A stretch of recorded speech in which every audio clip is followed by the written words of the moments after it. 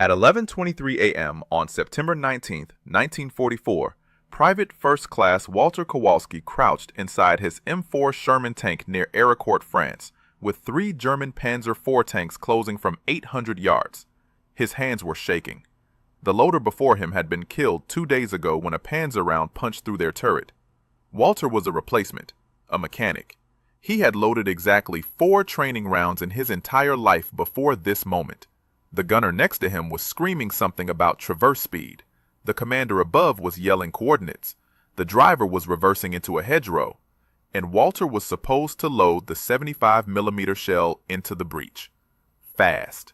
He grabbed the first shell from the ready rack, 38 pounds of high explosive. His hands were slick with sweat and oil. The proper method was drilled into every loader at Fort Knox. Grip the shell nose forward, line up the brass base with the breech, slam it home, step clear. The whole sequence took 4 seconds if you were good, 5 if you were nervous. Walter had watched loaders work. They always faced the breech head on. But Walter was left-handed, and in the cramped turret of a Sherman tank, that mattered. When he turned to face the breech properly, his left elbow smashed into the gunner's shoulder. The gunner shoved him, hard. The shell nearly slipped from his grip. The commander was screaming now. The Panzers were at 600 yards. Walter did something no training manual suggested. He turned his back to the breech, reached behind himself, felt for the opening with his left hand while his right gripped the shell base. His fingers found the rim of the breech. He guided the nose backward into the chamber, shoved hard. The breech mechanism caught, slammed shut. The gunner fired without a word. The recoil drove hot metal and smoke backward. It singed Walter's neck. He didn't care. He was already reaching for the next shell. Same motion, back turned. Left hand guiding, right hand ramming. 3 seconds. The breech closed. The gun fired. Walter's ears were ringing. Cordite burned his throat. 3rd shell, same backward method, 2.5 seconds. 4th shell, 2 seconds flat. The commander's voice cut through the noise. 4 impacts, 4 kills. 6 minutes of combat. The German tanks were burning in a field 400 yards away. The crew went silent. Walter stood there, back still turned to the breech, hands black with powder residue. The gunner stared at him. The commander climbed down from his hatch and looked at Walter like he'd grown a second head. Nobody loaded a 75mm cannon backward. It violated every safety protocol, every training procedure, every manual written since 1942. But it worked, and in that moment, Walter realized something the instructors at Fort Knox had never considered. What happened next would change how every Sherman crew in 3rd Army loaded their guns. The M4 Sherman tank that Walter Kowalski served in was not designed to fight German panzers head-to-head. It was designed in 1941 to support infantry, to break through defensive lines, to be reliable, easy to produce, and simple to repair. The United States Army built 49,000 of them between 1942 and 1945. They were good tanks, but they were not built to duel with Panzers. The problem was the gun. The Sherman's 75mm cannon could penetrate 3 inches of armor at 500 yards. That was enough to kill a Panzer III. It was not enough to kill a Panzer IV from the front, and it was nowhere near enough to penetrate a Panther or a Tiger. German tank designers knew this.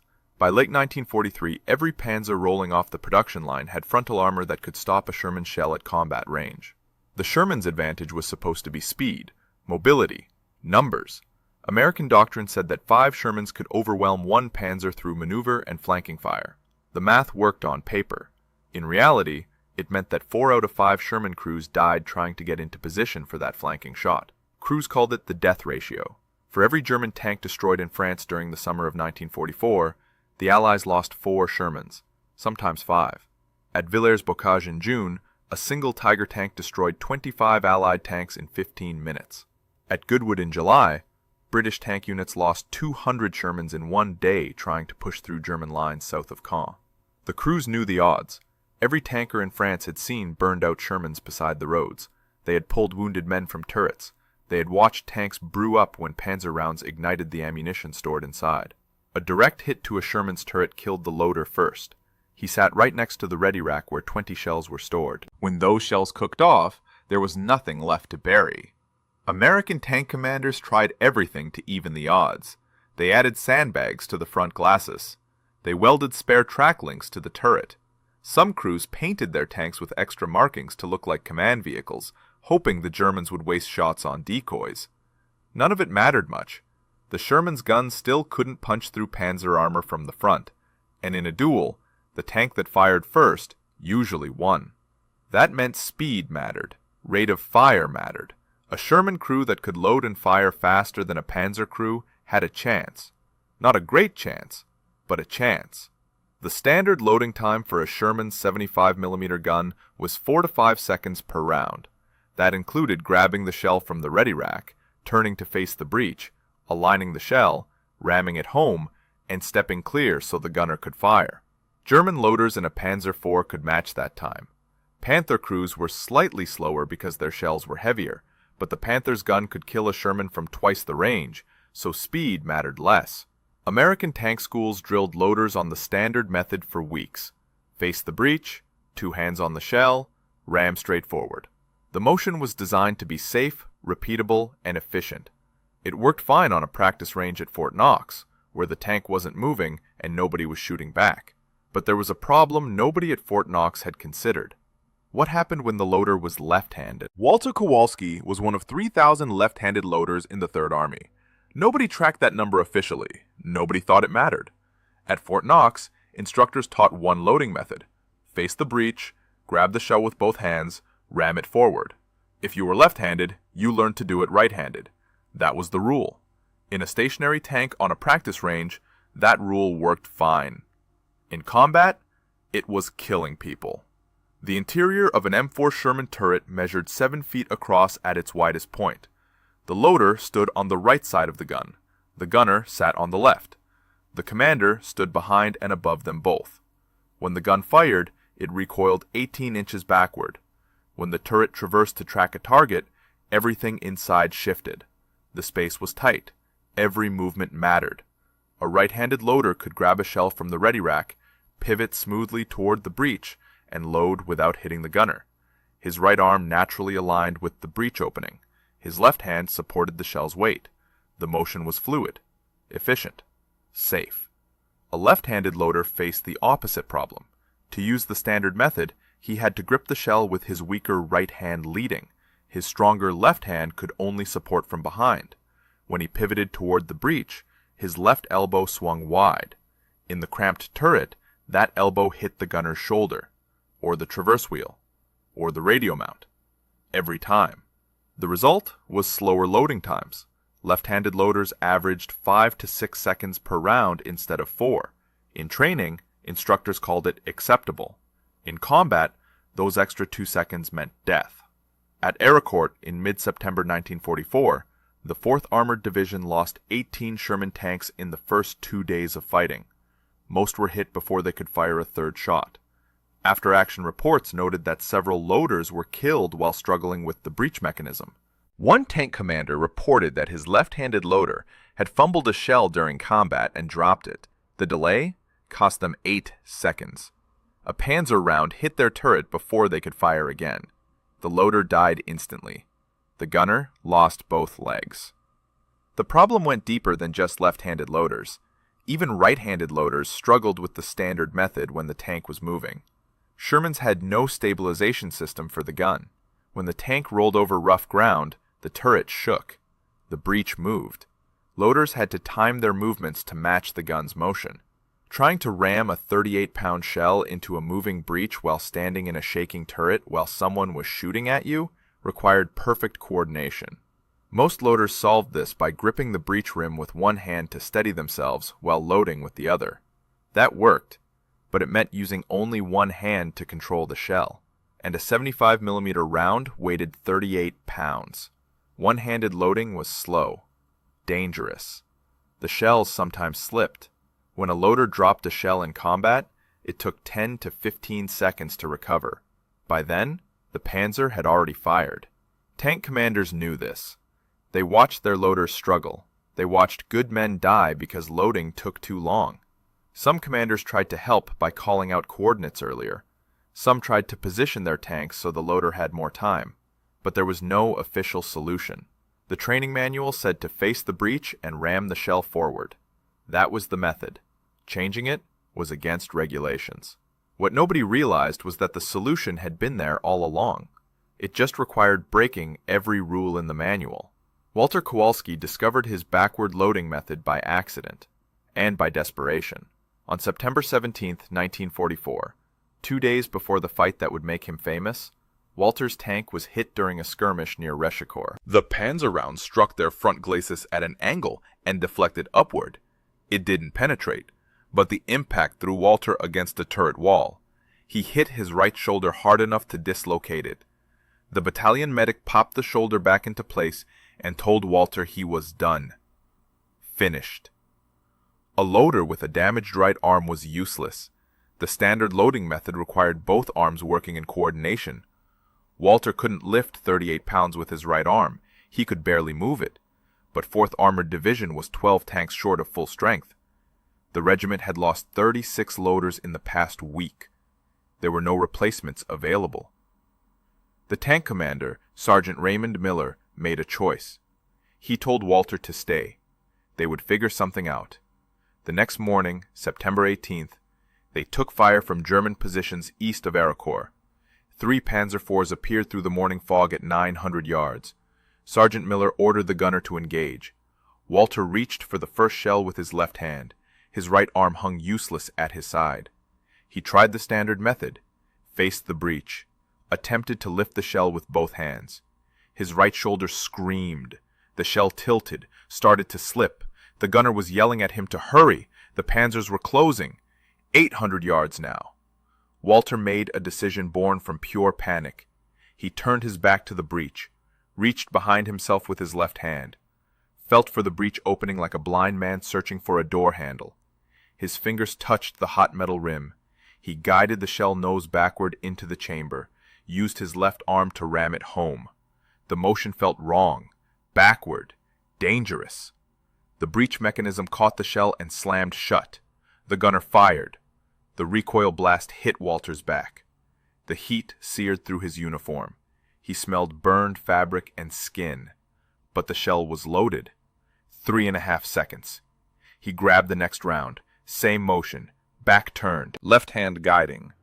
Left arm ramming. 3 seconds. The gun fired again. The Panzers were returning fire now. Shells were screaming past their turret. Walter didn't stop. 4th shell. 5th shell. His left arm was burning from the effort. The muscles felt like they were tearing, but he kept loading. The engagement lasted 4 minutes. They fired 9 rounds, hit 2 Panzers. The 3rd retreated behind a tree line. When the shooting stopped, Walter's back was covered in powder burns.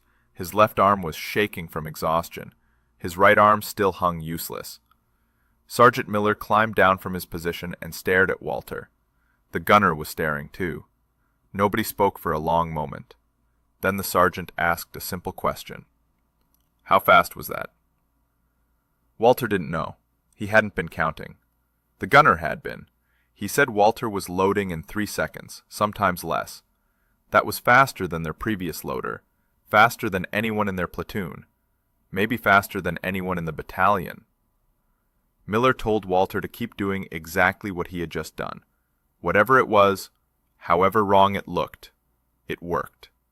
But it violated every safety regulation in the field manual. The backward loading method worked because of 3 things the Army manual had never considered: leverage, space, and natural motion.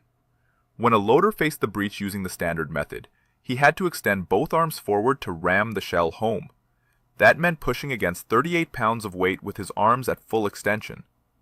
Any mechanic knows that pushing something heavy with straight arms gives you the weakest leverage possible. It's like trying to open a stuck door by pushing with your fingertips instead of your shoulder. When Walter turned his back to the breech, he changed the physics completely. Instead of pushing the shell forward with extended arms, he was driving it backward, with his arm bent and his body weight behind it. The motion was like throwing a punch backward, short, powerful, efficient. His left arm only had to move 12 inches instead of 24, and he could use his shoulder and back muscles instead of just his triceps. The result was faster loading with less effort.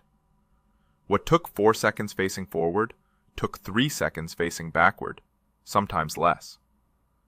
The second advantage was space. A Sherman turret was cramped.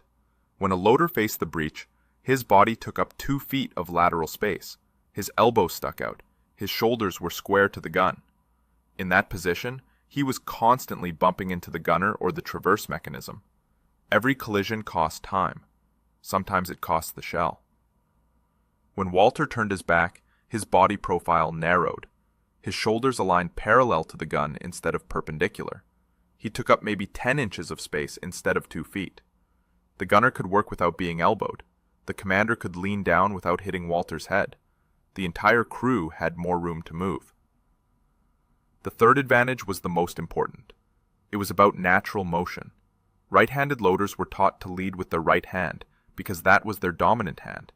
Made sense. But in the cramped turret, leading with the right hand meant twisting their torso to the left while reaching right. The motion was awkward. It required conscious coordination. Under stress, when adrenaline and fear took over, that coordination broke down. Loaders fumbled, dropped shells, wasted precious seconds. Left-handed loaders had it worse. They were forced to lead with their weak hand. Every motion fought against their natural instincts. Walter's backward method eliminated that problem. He reached behind himself with his dominant hand, his left hand. The motion was natural, instinctive. It didn't require thinking. Under fire, when his brain was screaming and his hands were shaking, muscle memory took over. His left hand knew where the breech was without looking, could feel the opening, guide the shell home. It was faster, more reliable, and it worked for both left-handed and right-handed loaders. A right-handed loader could use the same backward motion leading with his right hand. The method had one problem. It violated every safety rule written for Sherman tank operations. And that meant Walter couldn't teach it to anyone else without facing a court-martial.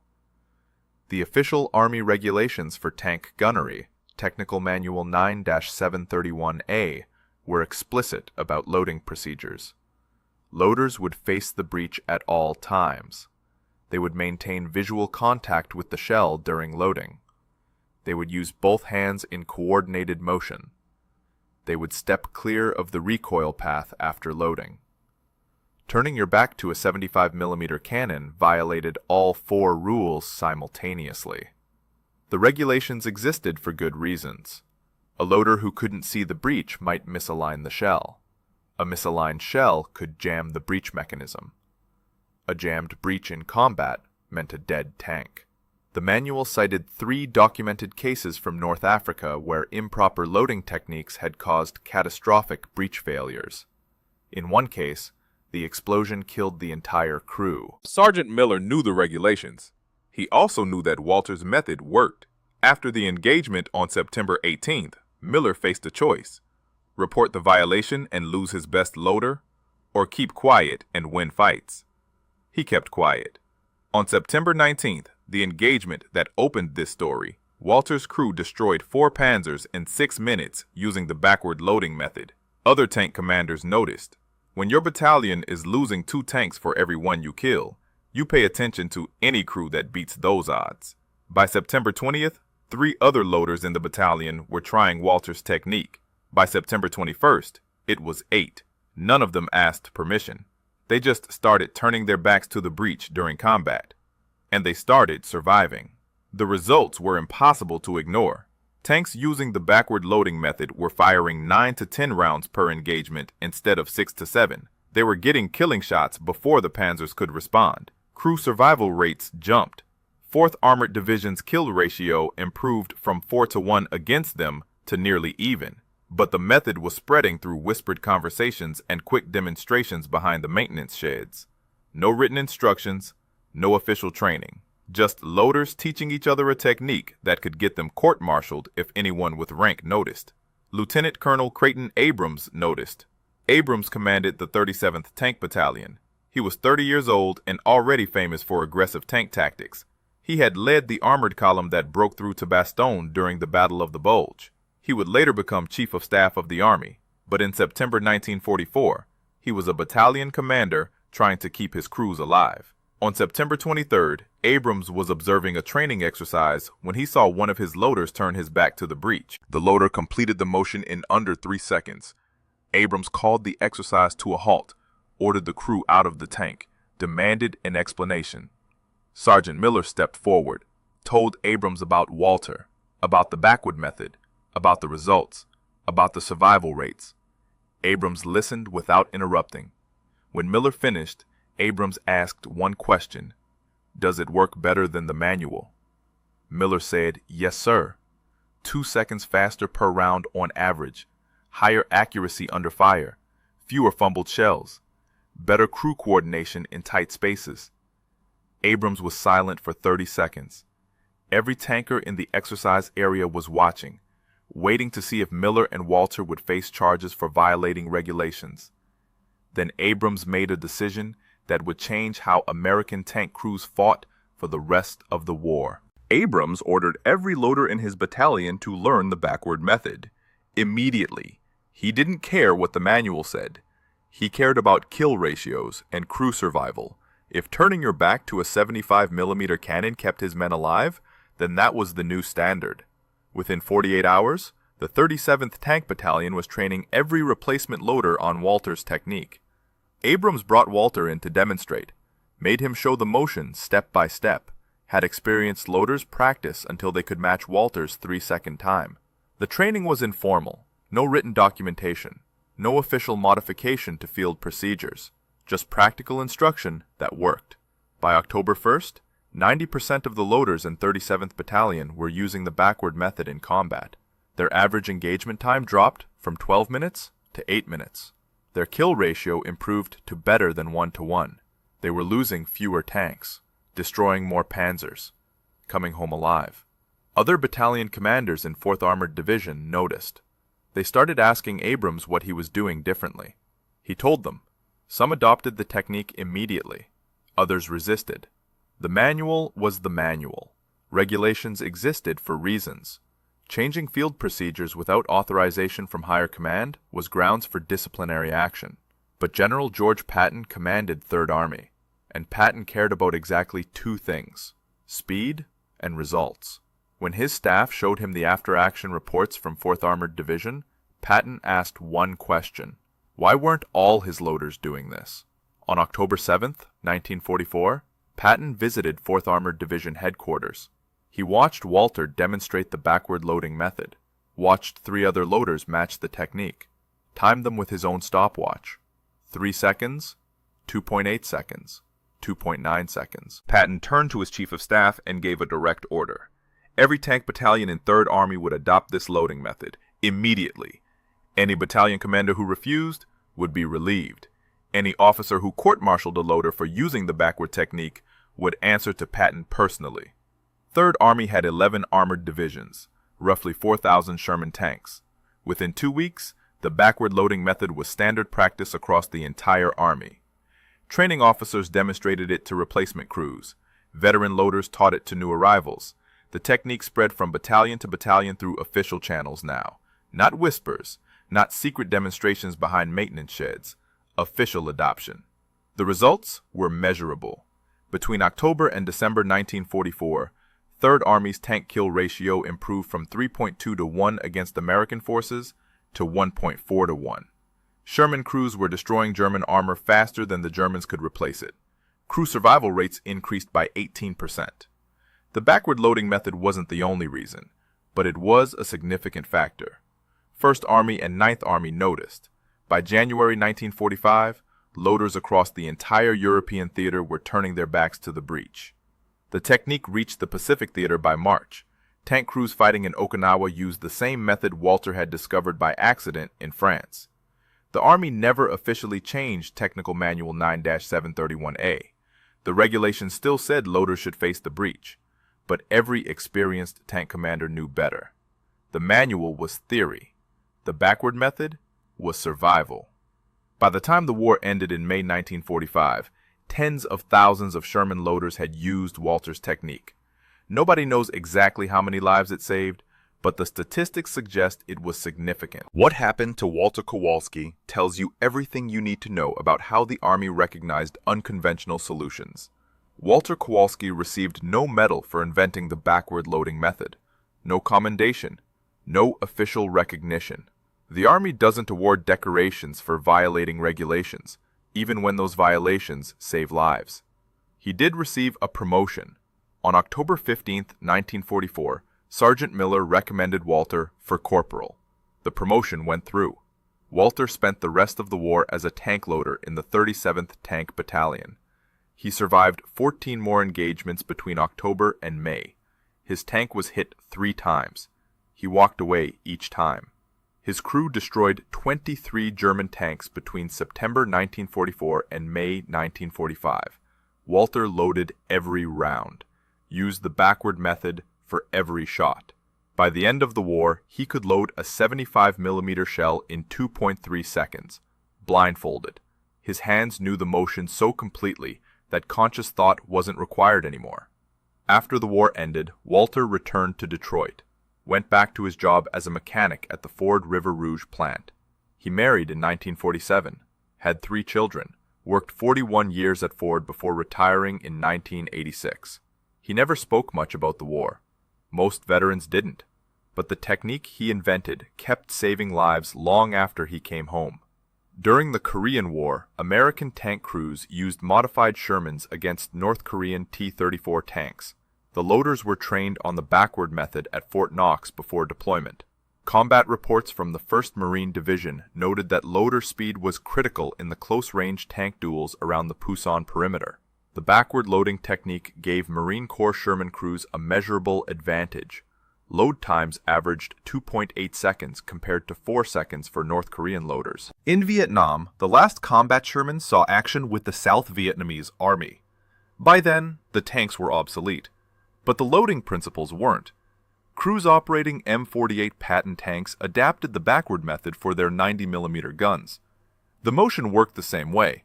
Turn your back, feel for the breech, ram the shell home.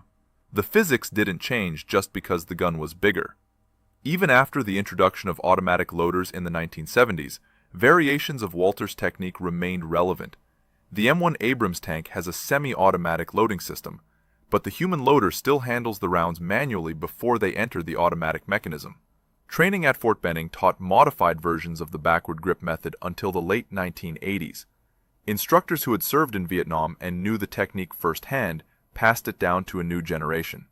In 1993, a military historian researching 4th Armored Division tactics found references to the backward loading method in after-action reports.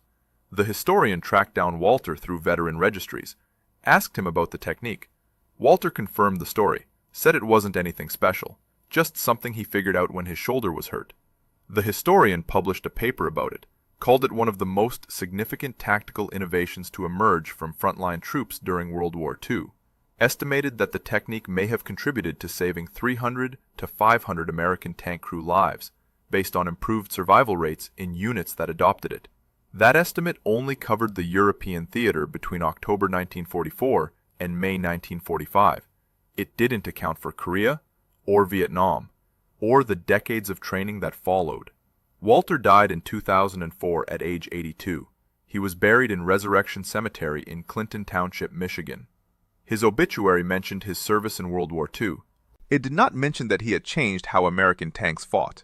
His 3 children attended the funeral. So did 7 other men, all veterans, all former tank loaders. They had learned the technique from men who learned it from men who served with Walter in France. None of them had ever met him before that day. They came because they understood what he had given them. The backward loading method remained standard practice for tank loaders until the development of fully automatic loading systems in modern main battle tanks. Even then, crews operating older M48 and M60 tanks continued using variations of the technique through Vietnam and into the 1970s. The last American tank crews to use manual loading were early M1 Abrams tank crews, and even they were taught modified versions of the backward method during training until automation became standard. Today, you can see Walter's service record at the National Archives in College Park, Maryland. The documents make no mention of the loading technique. They list his rank, unit, and dates of service, nothing more. But if you request the after-action reports from 4th Armored Division for September through October 1944, you'll find brief references to improved loading times and crew efficiency. The reports don't explain why. They just note the results. At the Patton Museum in Fort Knox, Kentucky, a restored M4 Sherman sits on display. The interior is preserved exactly as it was in 1944. The loader's position on the right side of the turret is cramped, tight. When you stand where Walter stood, you understand immediately why he turned his back. There simply wasn't room to do it any other way. The museum placard describes the Sherman's specifications: armor thickness, gun caliber, engine horsepower. It mentions that American tank crews developed innovative tactics to overcome the Sherman's disadvantages against German armor. It does not mention Walter Kowalski, does not mention the backward loading method, does not mention that sometimes the most important innovations come from scared 20-year-old mechanics trying not to die. That's how wars are won. Not by generals or tactics or superior equipment, by ordinary people making split-second decisions under fire, by mechanics who figure out better ways to load shells, by soldiers who break the rules when the rules don't work. Walter Kowalski never claimed to be a hero. He was just a left-handed kid from Detroit who couldn't use his right arm and had to find another way. It saved his life, and it saved hundreds of others. If you found this story as compelling as we did, please take a moment to like this video. It helps us share more forgotten stories from the Second World War. Subscribe to stay connected with these untold histories. Each one matters, each one deserves to be remembered, and we'd love to hear from you. Leave a comment below telling us where you're watching from. Our community spans from Texas to Tasmania, from veterans to history enthusiasts. You're part of something special here. Thank you for watching, and thank you for keeping these stories alive.